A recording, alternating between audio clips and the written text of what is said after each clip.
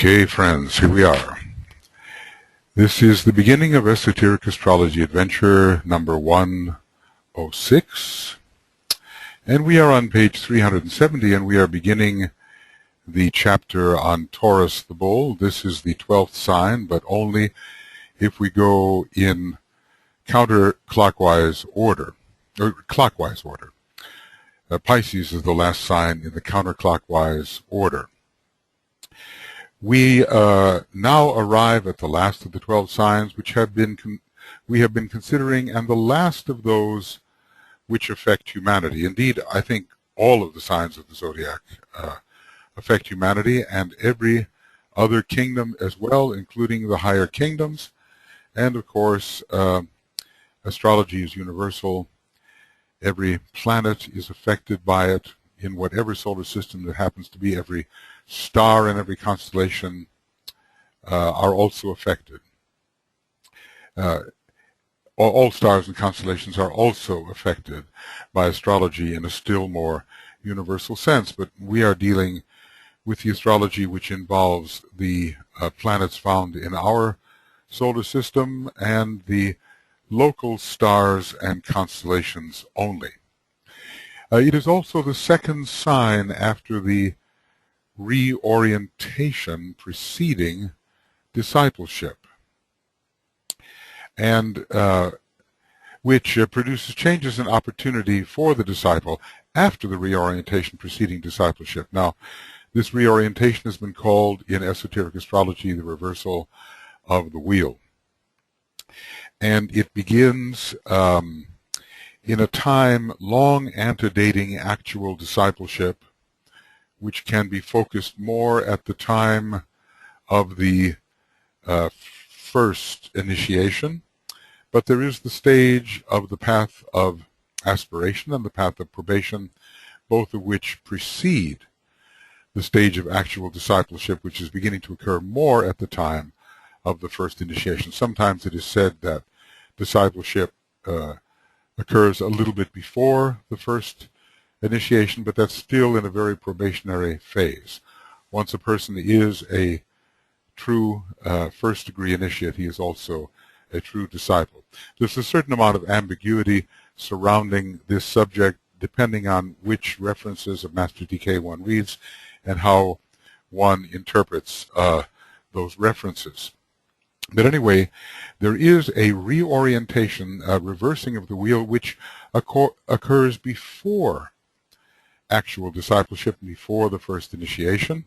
Some have thought that the reversal of the wheel only occurs after the second initiation, and I would say that a final and secure reversal, when a man is no longer considered a liability or a hazard, does occur after the second initiation. But there is a kind of reversal or reorientation which occurs during the fifth petal processes, the stimulation, the organization, the unfoldment, and the opening of the fifth petal. These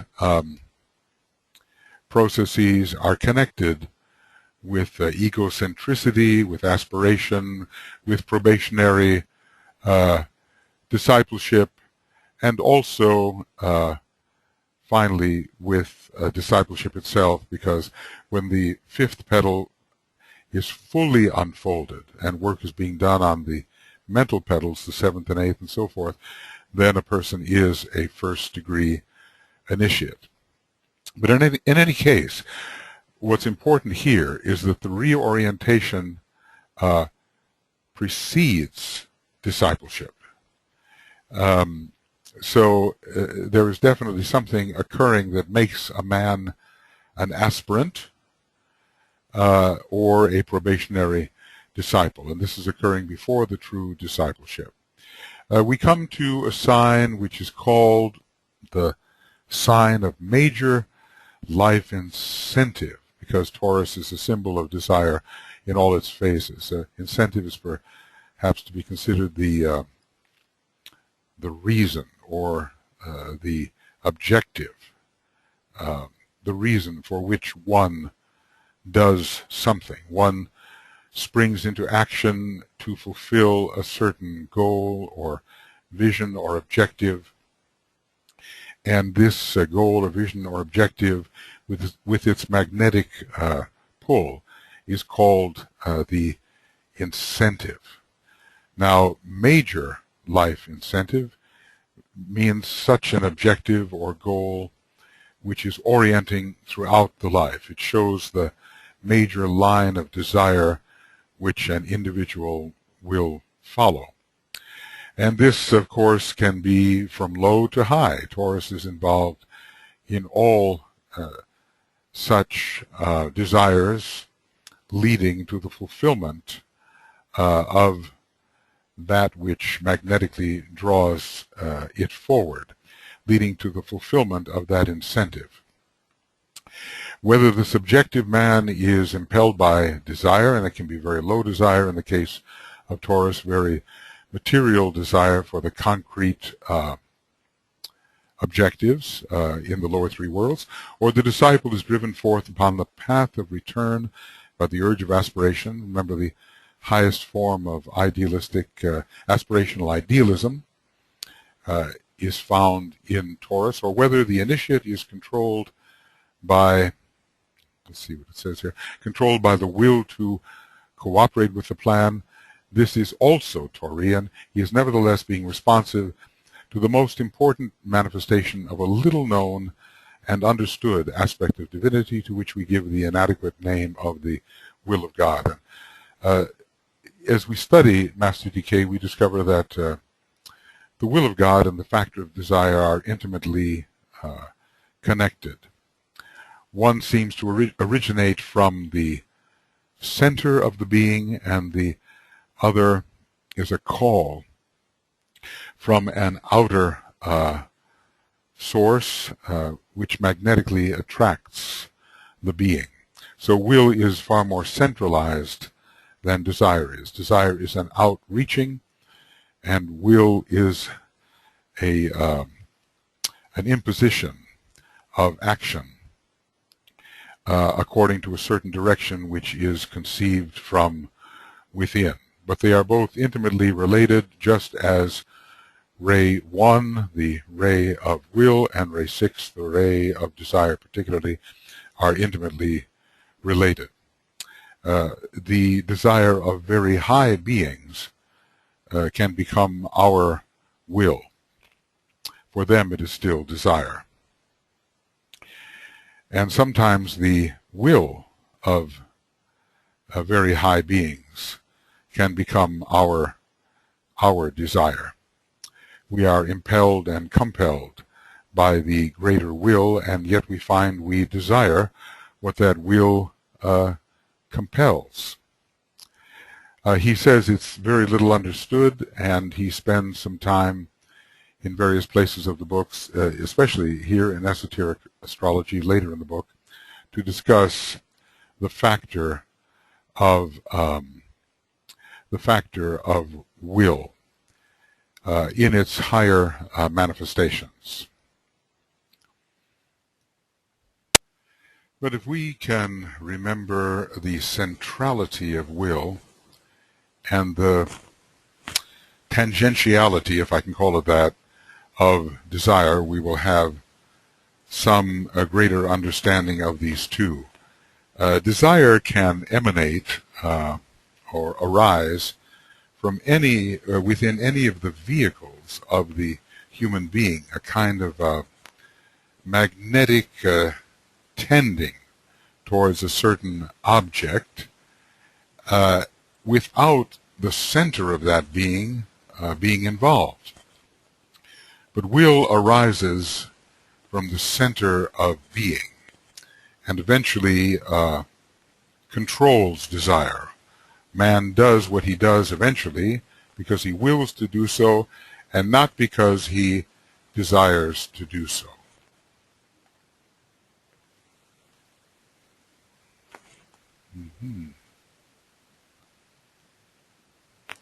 So let us go on here. The principle of will is closely related to Taurus. Taurus is a sign much connected to Shambhala, the closest approach to Shambhala that is made by humanity, or at least the most intense approach, occurs during the period of the Wesak full moon, the Taurus full moon. Vulcan, a major first-ray planet, is the esoteric and hierarchical ruler of Taurus, and is also a planet much connected with Shambhala. So both will and desire have to be studied. The fixed determination of, let us say, a member of the new group of world service is a form of will, but not the highest form of will. And they are also animated by a high form of aspirational idealism connected with desire. So those factors, aspiration, will, aspiration, idealism, are all connected with Taurus. At present, we're told that Taurus brings in constellationally only the fourth ray, but one begins to wonder, as other rays will inevitably work through these different constellations and signs of the zodiac. Just as on Earth we have all the rays, of course, even though the first, second, and third ray are the major rays on our planet, all of them exist. We can expect that a constellational logos, a constellational being, will have its ray of its personality, of its soul, and of its monad.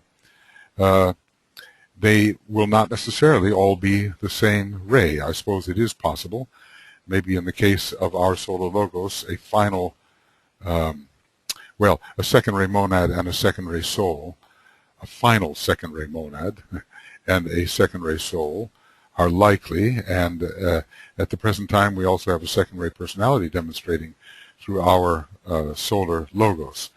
But eventually it will probably be, once the personality is dissolved at the fourth initiation of our solar logos, it will be probably a second ray soul, that's definite, and what was a fourth ray, I suspect minor monadic ray for our solar logos, will give over to a second ray monad. The personality ray is variable. So when we look at a constellation like Taurus, we're told the fourth ray comes through it, but we can suspect, we don't know whether we're dealing with the personality ray of that constellation logos or the soul ray. It is the ray which is most powerful at this time. We don't know what is the monadic ray, and probably the odds are against the possibility that all three of the major rays of a constellational logos are the same. Of course, there is also the mental factor, emotional factor, and etheric physical factor on those high levels for those high beings. There's a lot of complexity here. We don't, in a way, really need to know this. I guess all we need to know at the present time is the harmony through conflict ray coming through Taurus prominently at this time, but when we look at the actual structure of Taurus or Scorpio, of Aquarius or Gemini, some of those constellations which have only one ray given by the Tibetan, we can consider that time may reveal to us that there are more than simply one ray involved in that demonstration. So maybe, the first ray and the sixth ray are also involved in the Taurian manifestation. When we talk about high aspirational idealism and will, we're not necessarily talking about the fourth ray, which is presently associated with Taurus. Time will tell, and we do not know all yet. Now, we will never know all while we are beings within a universe, or even a universal being, which I think is infinitely removed from absoluteness. So knowing all, I suppose, is a condition which exists when there is no manifested universe. At least I suspect that is the case. Okay, so will, power, desire, aspiration, ambition, motive, purpose, impulse, incentive, plan. DK is going through these various words which can be closely connected, and all of them, I think, can be closely connected to Taurus. All these are words which attempt to express one of the major underlying attributes and fundamental causes, man scarcely knows which, of manifestation, of the evolutionary processes, and of the will to be and the will to live. That is a very powerful statement, and I think one that deserves repetition so we can come a little closer to understanding it. Will, power, those are first-ray factors. Desire, aspiration, sixth-ray factors. Ambition, it's a first-ray factor, fueled by the sixth ray often. Motive, it's associated with desire and with the soul. Purpose, generally a first-ray factor, the second aspect of the first ray, I would say. Impulse, this is a moving out from a center, either a first or a sixth ray factor. Incentive, usually connected with desire. Plan, usually found upon the hard line 1, 3, 5, 7 rays. All these are words which attempt to express one of the major underlying attributes and fundamental causes, man scarcely knows which, of manifestation. Without these factors, that which is intended, the pattern which is to be worked out through form, would not manifest.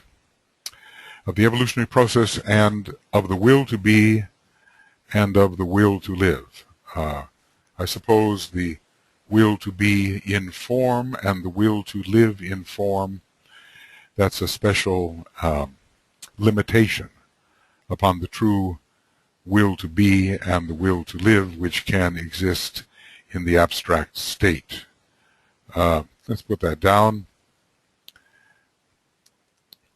These last two can exist in the abstract state.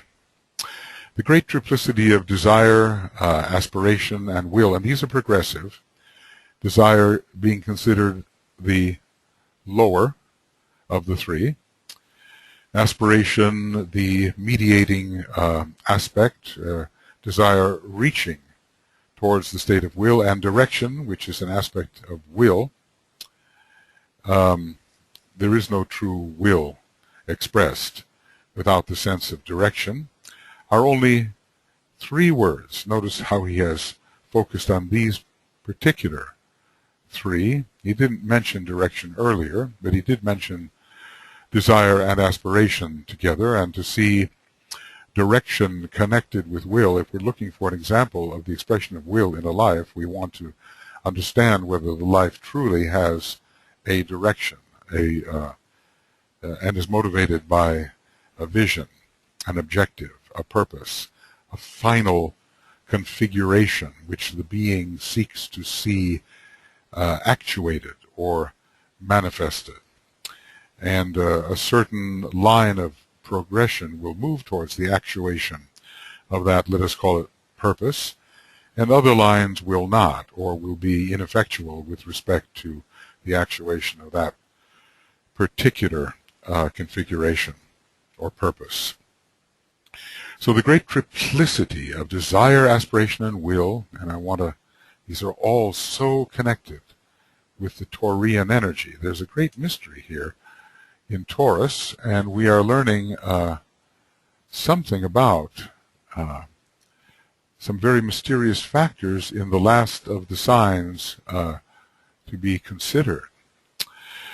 The great triplicity of desire, aspiration, will are only three words, direction, will are only three words which endeavor to describe the progress and bias, the tendency of man, the personality, man, the soul, and man, the channel for spirit or life. And I think we can see which is which. Desire is related to man, the personality. Aspiration is related to man, the soul. And direction or will is related to man, who is constitutes himself a channel for spirit or life. Notice here the equation of the equating. Notice the equating of spirit and life. Sometimes spirit is distinguished, or the spirit, from life. Life is, I suspect we can call it pure being. As pure being as we can possibly find within the universe, the manifested universe. All three point inadequately to the cause of the threefold expression which underlies all events, all progress, and all happenings in time and space. Well, we do want to remember here the monad is threefold. It has will, wisdom, and activity. The wisdom aspect will be correlated with aspiration, the activity with desire, and of course will with direction. But there is always a threefold archetypal originating point of power or being of power, which underlies all manifestation or happenings in time and space. How far we should extend time and space, perhaps farther than we ordinarily think. Sometimes we think that in soul consciousness, the time-space consciousness ceases to exist, but even the planetary logos and presumably logoi beyond that have their own time-space schedules which have to be fulfilled. So even in the consciousness of great beings, a type of realization about time and space exists, and we'll know more when we approach.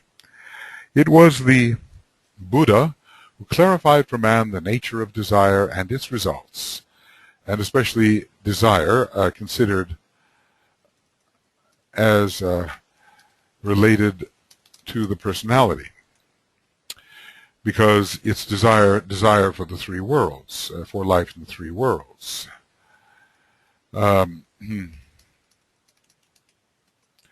This is what the Buddha characterized or clarified for us.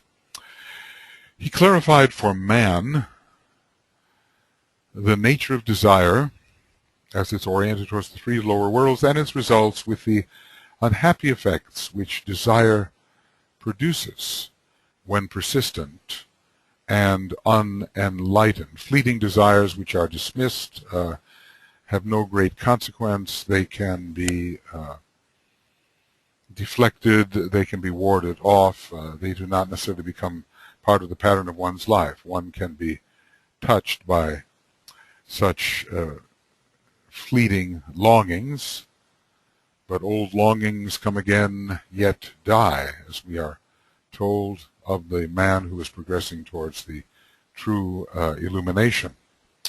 So the unhappy effects which desire produces when persistent and unenlightened, and when it is not, aspiration, i.e. desire when it is not transformed into oh goodness, aspiration. I have a lot of these code words that make my typing faster, but sometimes they get in the way. It was the Christ who taught the transmutation of desire into aspiration, which from the expression given to it in the New Testament was the effort of the human will, hitherto animated by or expressed through desire, to conform itself to the will of God.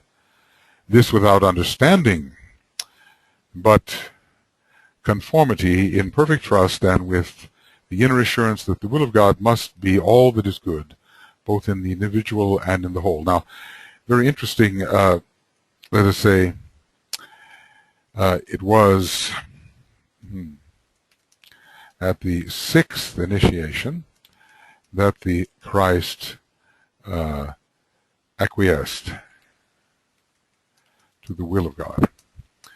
And that is most interesting because there again we have the blending of the six and the one. One is restored to one's true monadic or will nature at the sixth initiation, upon the sixth plane, counting from below upwards. So again, the correspondence between will and desire. There it was that, at that time it was that the Christ acquiesced without apparently fully understanding what was the will of God, but he acquiesced to it, setting the example for all human beings with his statement, not my will, but thine be done. So the true will of our planetary logos was anchored at that time upon our planet within humanity.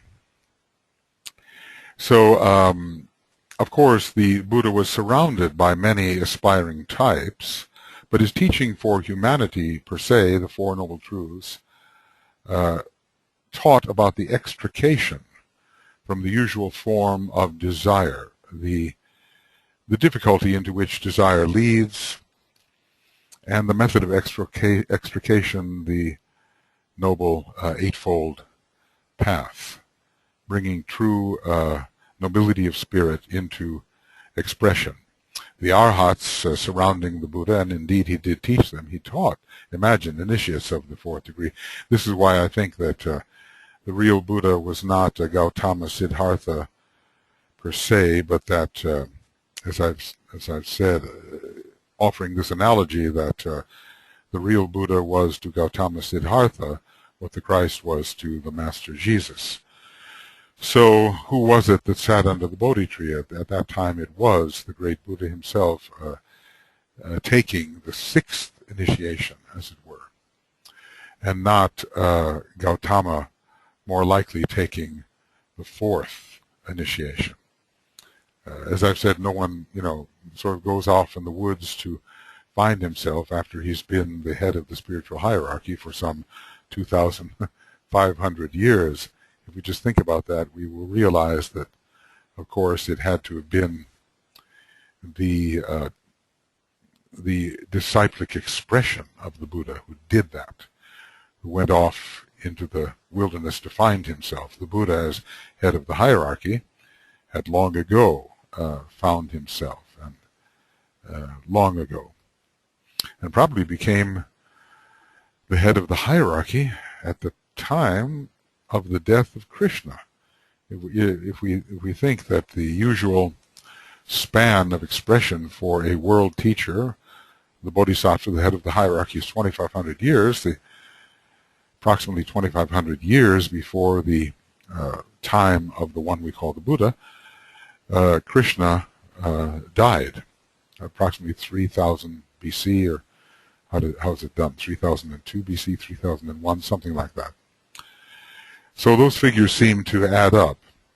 And so naturally the Buddha understood the transmutation of desire into aspiration, but probably this was the teaching more for the Arhats who surrounded him, and not so much for humanity which eventually benefited so much from his teaching. Just millions upon millions benefited from his teaching. Millions upon millions of awakening people who were not necessarily high initiates by any degree, but were seeking the Buddha path to awaken themselves to their spiritual possibilities and extricate themselves from the results of lower desire, from the ensnarements, or the snares, we might say, into which they had wandered through the ill-advised application of lower desire.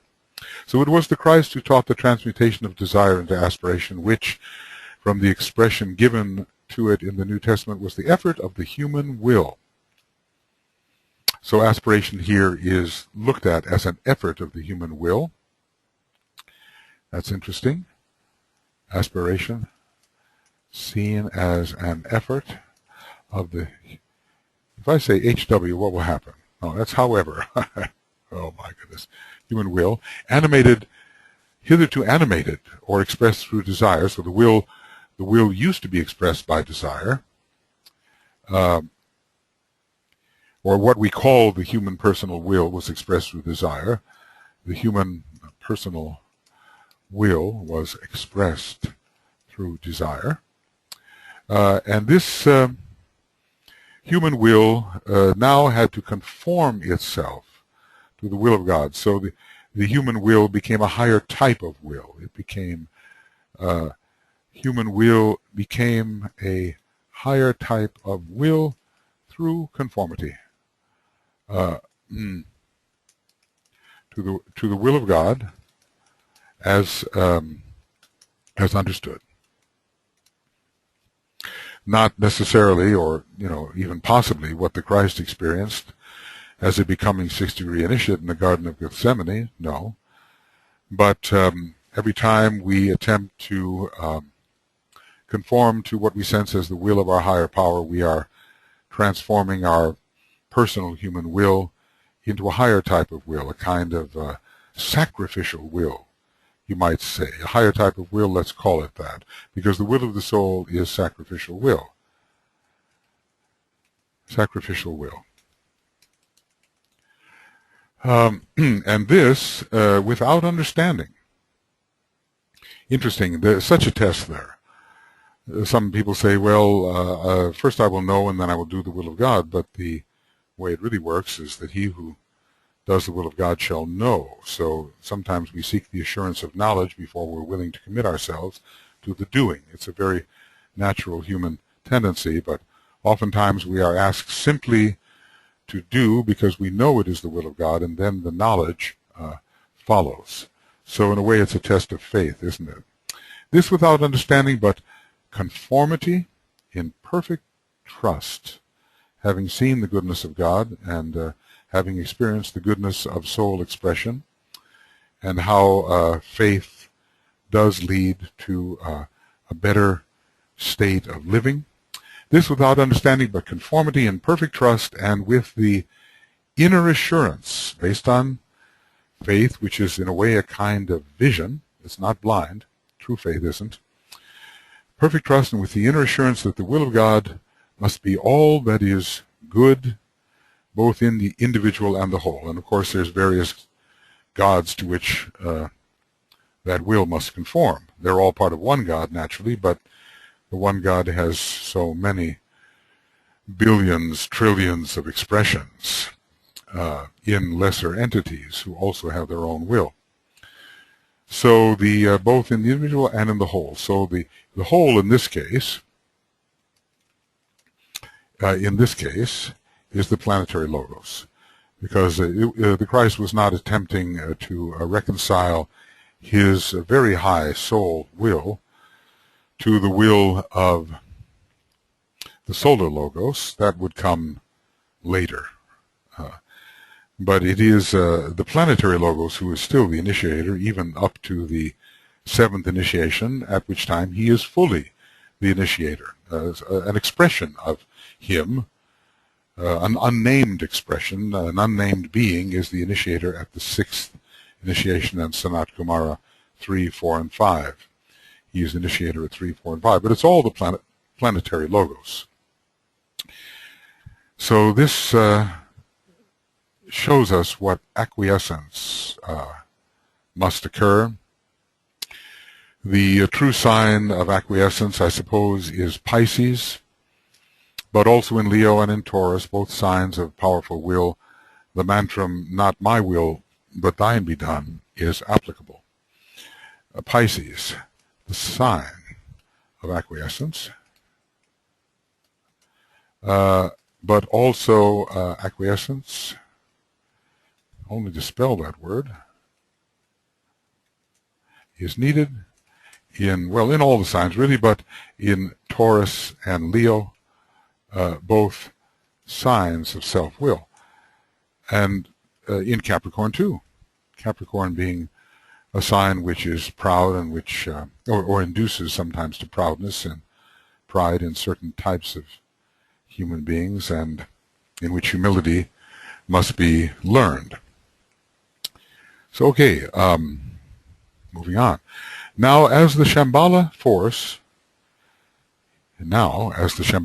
is beginning to pour into the world, man is seeking another interpretation of God's will, which will not involve the hitherto blind acquiescence. Now, we have to acquiesce to the will of God in a much greater state of blindness than was necessary for the Christ. He was already a head of the hierarchy ever since approximately 500 BC. He was fully a soul, fully a triad, an expressing triad. So he did not have blindness, and yet there was more to the will of God, apparently, if we follow what the Tibetan says, than the Christ could understand. So there was a type of higher faith that the Christ displayed when acquiescing to the will of the planetary logos.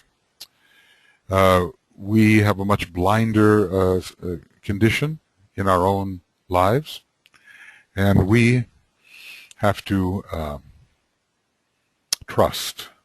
Of course, the trust arises because we have contacted something through faith, which changes our energy condition and brings a certain sense of dim knowing into our consciousness, but it's a type of assurance. Faith leads both to vision and to a type of assurance even before faith is entirely lost in sight. So there's no such thing really as discipleship without faith, but it becomes decreasingly blind or increasingly less blind as we progress, and still a leap of faith is required. I guess they even caught this in that movie with Harrison Ford, searching for the Holy Grail.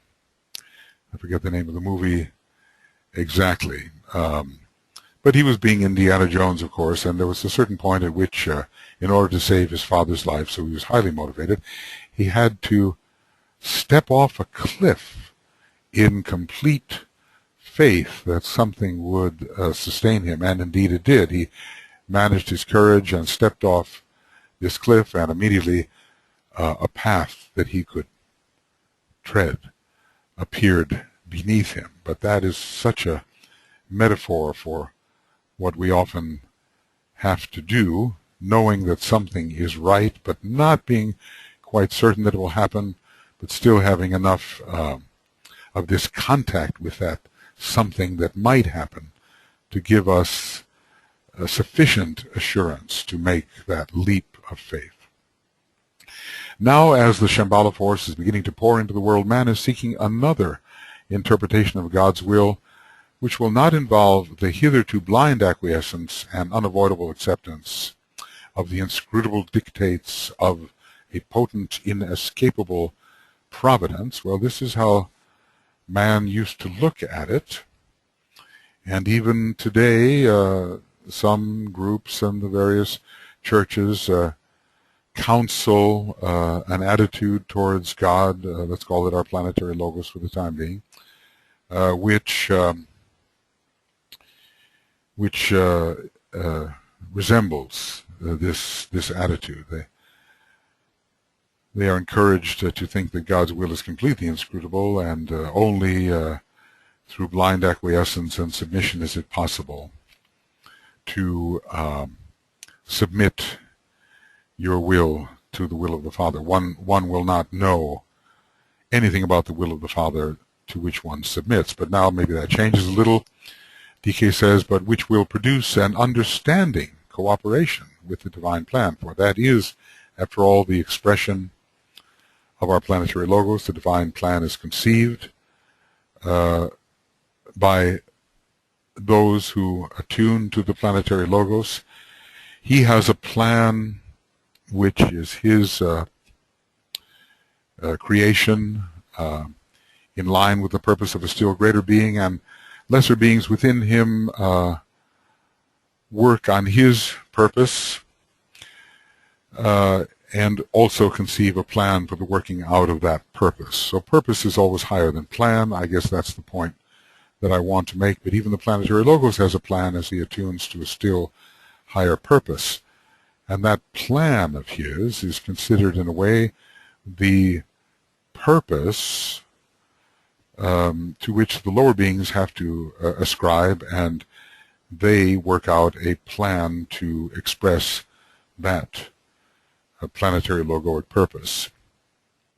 So now, because we are perhaps a more intelligent race than we were some thousands of years ago, we have the possibility of a fuller cooperation with the divine plan and an enlightened fusion of the individual will. Notice, an enlightened fusion, not just a fusion through acquiescence, but a fusion through understanding, through some degree of understanding.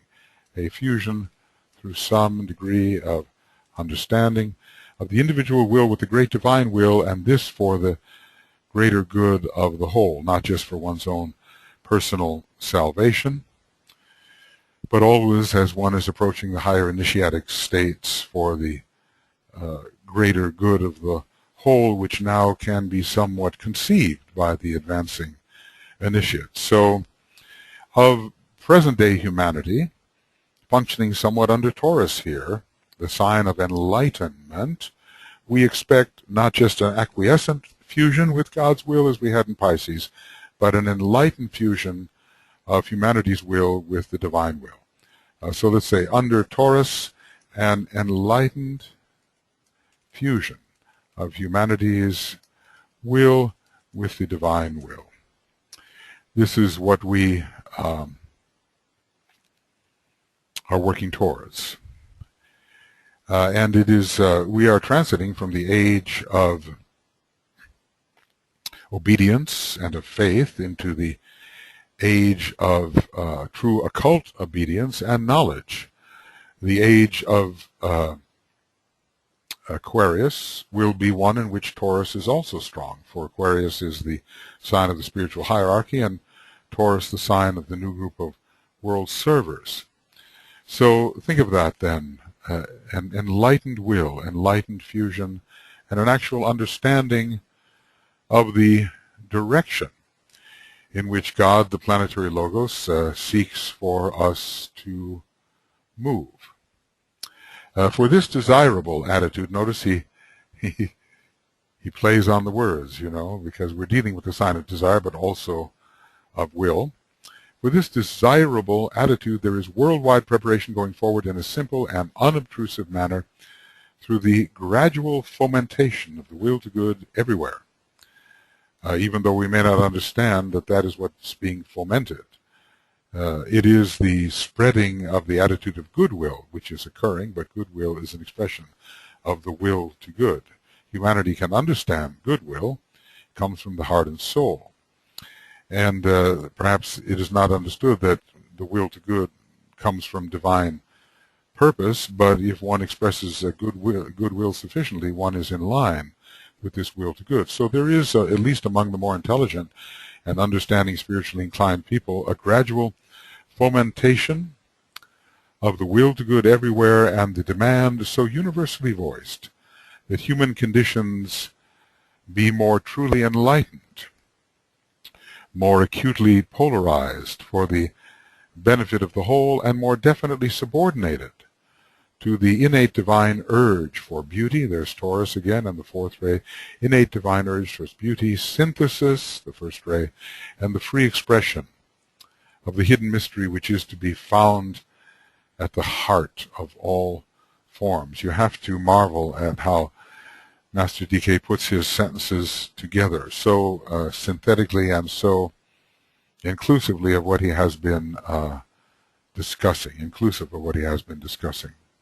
So the fomentation of the will to good is underway, and that is going to prepare for an enlightened fusion of the individual disciplic will or humanity's will, and the demand universally voiced, that is, voiced all over the world, that human conditions may be more truly enlightened. So let's look at those words.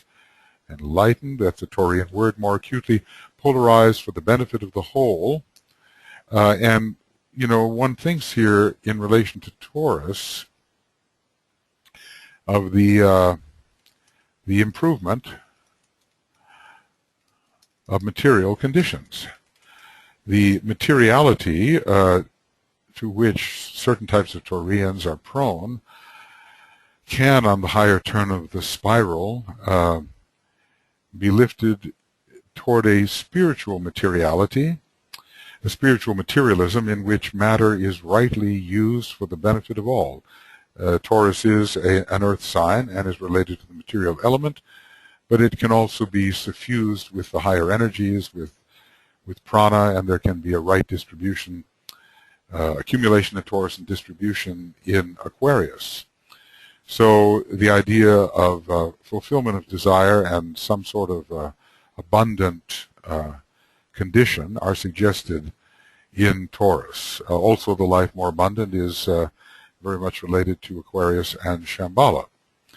So more acutely polarized for the benefit of the whole, and more definitely subordinated, there's one of those will words, subordinated to the innate divine urge for beauty and synthesis, and this would be the plan would express beauty and synthesis, beauty and synthesis, and the free expression of the hidden mystery which is to be found at the heart of all forms. So looking into the world of form via this earth sign Taurus, we find there's a great beauty and synthesis suggested in the Buddhic centrality of every form. And within every form there is this inner core of Buddhi, Re4, beauty, Buddhi, beauty, Taurus, all of these are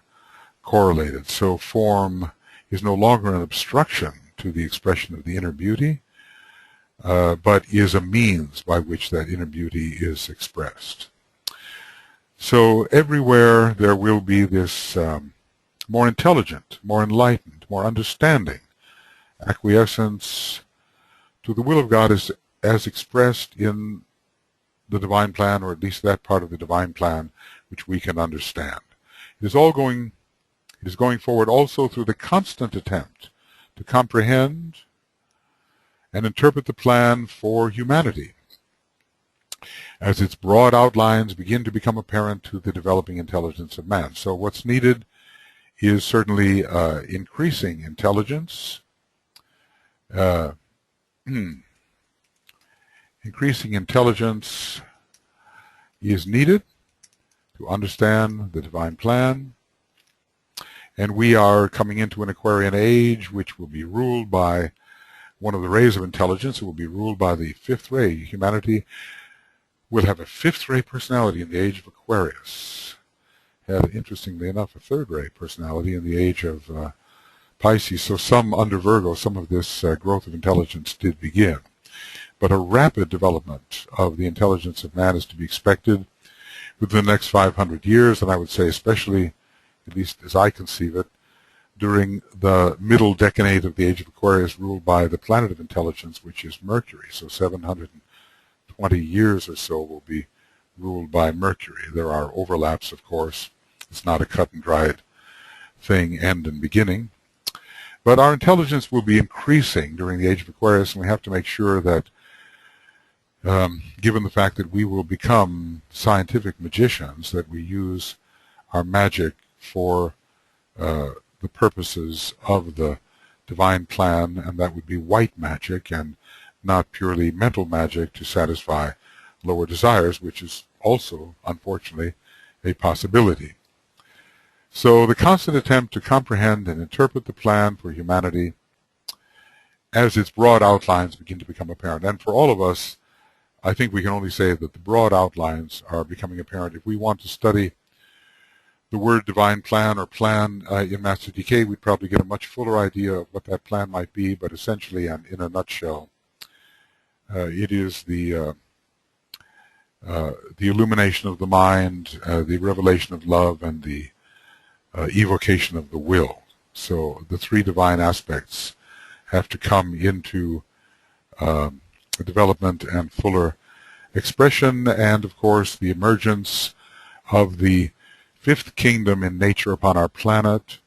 The plan calls for the externalization of the hierarchy and the unification of humanity. It calls for the first initiation of humanity and a general condition of greater enlightenment and peace, and sharing.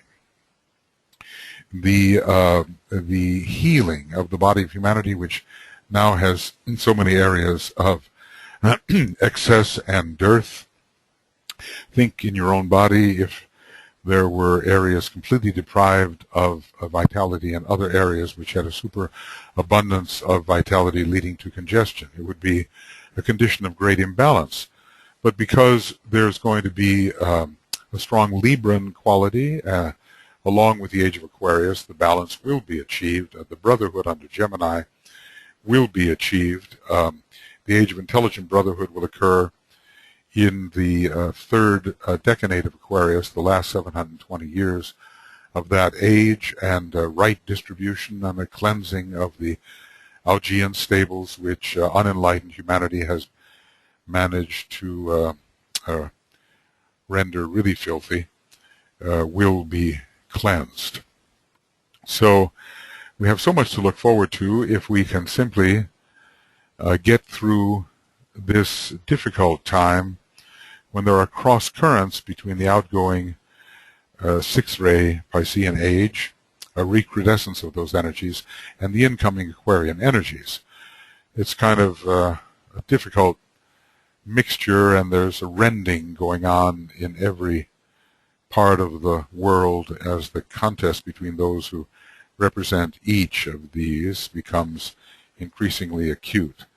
Whenever you hear the professed desire to go back to when we were, you know we're in a difficult situation. I mean, if Mussolini wanted to go back to the glory of Rome, if for some reason Israel wants to establish a still greater Israel, such as the old kingdom was, if the Nazis wanted to go back to establish the true Teutonic heritage when they were marvelous, splendid beings some 100,000 or 200,000 years ago, if Japan wants to reestablish the age of the samurai, in other words, always hearkening back to a former glory.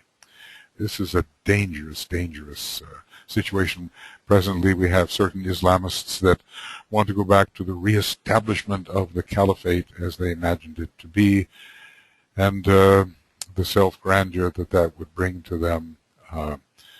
All of those are retrogressions and are under the influence of the sixth ray, and they are not under the influence of the progressive Uranian seventh ray, which wants to approximate the archetype more completely.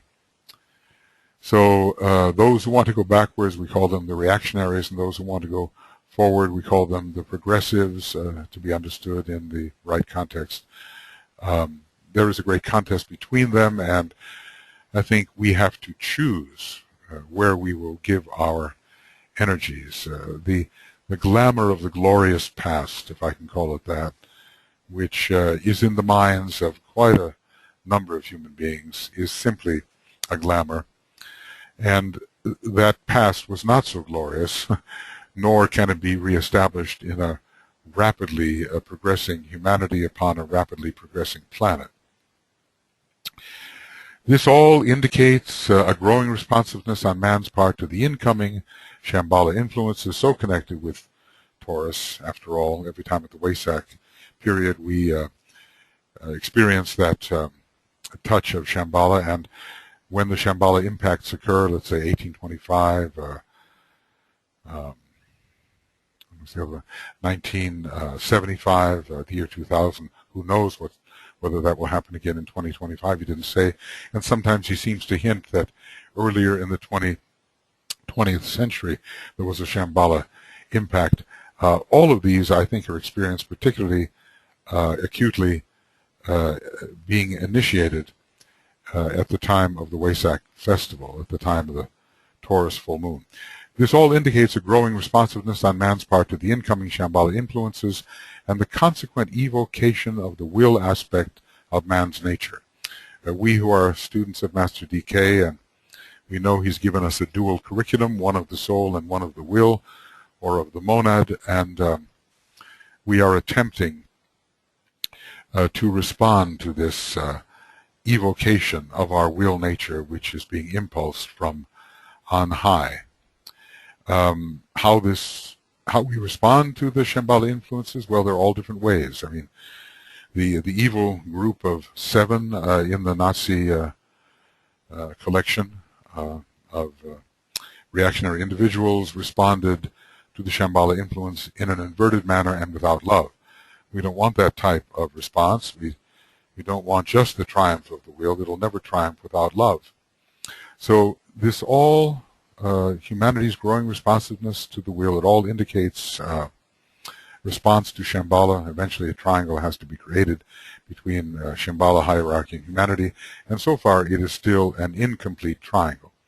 DK discusses this and how humanity is, in a sense, building its own antikarana toward Shambhala, which will complete the triangle, especially as the hierarchy externalizes and begins to fuse with humanity. This must produce undesirable as well as desirable results because of man's present point of evolution. And we talked about the World War II and the evil groups of the Axis there who were responding to Shambhala, and I suppose especially Hitler's group responding to Shambhala in an undesirable and selfish way prepared by lives of selfish response, as the Tibetan tells us. This must produce undesirable as well as desirable results on account of man's present point of evolution, which is not sufficiently developed to respond intelligently and lovingly to the Shambhala force, and therefore responsible for much that is taking place in the world today. And when this was written, of course, it was the lead-up to the Second World War. This book was written in the 1930s. I have to consult with my friend Keith Bailey. I think he knows more exactly when the period of years over which this book was written, but I think in the mid-30s pretty much. The trembling response of humanity. Notice that when the will touches and hits, the form may shake. One thinks of the Uranian conduction of the will and the connection to Uranus of all kinds of tremors, earthquakes and tremors within the structure of humanity and within the human being itself. The trembling response of humanity through the medium of the most enlightened and sensitive people in each country to this influence. It produces a tremor of excitement and stimulation and livingness in those who can respond to it in the right way, and just simply a trembling and a kind of a falling apart to those who are too insufficiently developed to respond in the correct way. The trembling response of humanity through the medium of the most enlightened and sensitive people in each country, those people who are mediating this influence towards the other human beings, to this influence and the corresponding magnetic interplay between the great center at Shambhala and the human center is a steadily growing fact. Remember, we've had 2 Shambhala impacts since this was written, 1975 and the year 2000. So this is a kind of a larger antikarana. When we build our individual antikarana, we are steadily growing towards Shambhala, or the monad, through the triad to the monad, and humanity is doing the same, however slowly. At least there is a deliberate impact on the part of Shambhala, according to its will, upon humanity, and this is a calculated risk. But DK tells us that the calculation is measured, very measured, by those exquisite mathematicians in Shambhala, so that this power which touches and then withdraws will not touch for too long, lest the trembling become uncontrollable and the integration achieved fall apart. So there is a corresponding magnetic interplay between the great center at Shambhala and the human center, and it's a steadily growing fact, registered and noted by the watching hierarchy.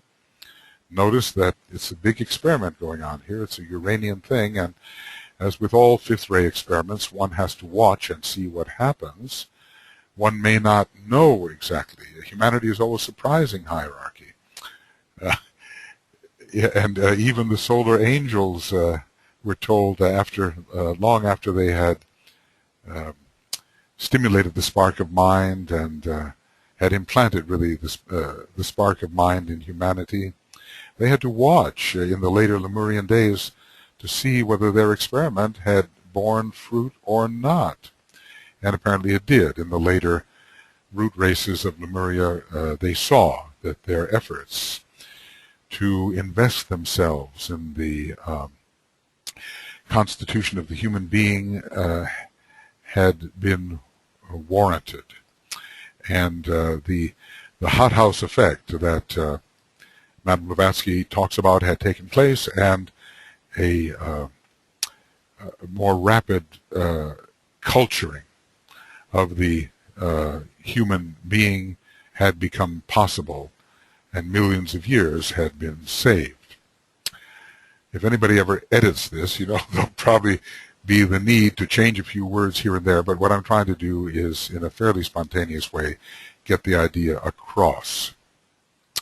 So, registered and noted by the watching hierarchy and making certain changes inevitable and unavoidable. Humanity was not in this condition before. Was not in this condition of potential growth before. And now is, and so the hierarchy must find new ways of cultivating and approaching humanity. So this augurs well for the future. This augurs well for the future in spite of temporary misuse of the forces. Well, Master Morya has said, in a disturbing manner, disturbing to some, the worse the better. Well, we've certainly had some of the worse, or at least to our eyes, the worse, clearing the way for the better. Okay, well now what I'd like to do, it's time for me to put this, prepare for 106B. So this is the end of Esoteric Astrology Adventure 106A, page 373. Let's see if I can get this. Yeah. And going to the beginning of Esoteric Astrology Adventure 106. B, page 373. Sometimes it's a month, even more between my opportunities to do a spate or a slew of these, and this is my first one after a month, so it takes a little habituation. I have to get the wheels oiled up again and moving. So forgive any flusters and inappropriate statements during the first part, and I'll try to go on with all due deliberate speed. Yes, as a matter of fact, this really should go well. This should be put, not where I put it, but right over here, right about here. I think this is a good place to put it. Okay. And then we will go on in just a little while.